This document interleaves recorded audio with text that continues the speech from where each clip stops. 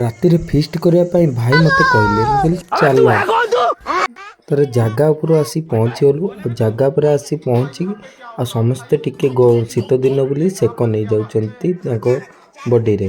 ସମସ୍ତେ ସେକ ନେଇ ସାରିଲା ପରେ ଆମେ କ'ଣ କଲୁ ନା ଆଳୁଟାକୁ ବସେଇ ଦେଲୁ। ଆଳୁଟା ଦେଖିପାରୁଥିବେ କେତେ ସିଝିଗଲାଣି।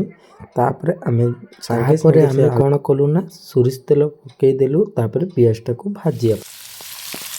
कढ़ाई में गला गया हमारा सरसों का तेल में प्याज भूंजा हो रहा है।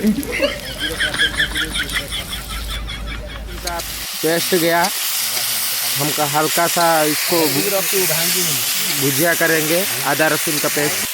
ପିଆଜ ଉପରେ ହାଲକା ଆମେ ଲଙ୍କାଗୁଣ୍ଡି ପକେଇ ଆଉ ପାଣି ଟିକେ ଦେଇକି ତାକୁ ଭଲକିନା ଗୋଳେଇ ଦେବା। ଲଙ୍କାଗୁଣ୍ଡି ପକେଇଦେଲେ ତାପରେ ଭଲକିନା ତାକୁ ଆମେ ମିକ୍ସ କରିଦେବା, କାହିଁକିନା ସେ ଟିକେ ଲାଗିଯାଇଛି। ତାପରେ ଆମେ ଟିକେ ହାଲକାସା ଲୁଣ ପକେଇ ହାଲକାସା ମସଲା ପକେଇ ତାକୁ ଭଲ ଭାବରେ ଗୋଳେଇ ଦେବା। ତାପରେ ଆମ ଆଳୁ କଷା ଉପରେ ଆମେ ଯେଉଁ ଆଳୁଟା ପକେଇଛନ୍ତି ତାକୁ 5ରୁ 10 ମିନିଟ୍ ଯାକେ ଭଲକିନା ଗୋଳେଇ ଦେବା। ଗୋଳେଇ ଦେଲେ ଦେଖିପାରୁଥିବେ କଲର୍ କେମିତି ଜଣାପଡ଼ିଲା। ତାପରେ ଆମେ ତାକୁ ଭଲକିନା ଗୋଳେଇ ଦେଇକି ଆମର ଆଳୁ କଷା ପ୍ରସ୍ତୁତ ହେଇଗଲା। ଆଉ ରାତିର ସମସ୍ତେ ଶୀତ ଦିନର ଆଳୁ କଷାକୁ ଖାଇଲେ ଆଉ ସମସ୍ତେ ମଜା ନେଲେ।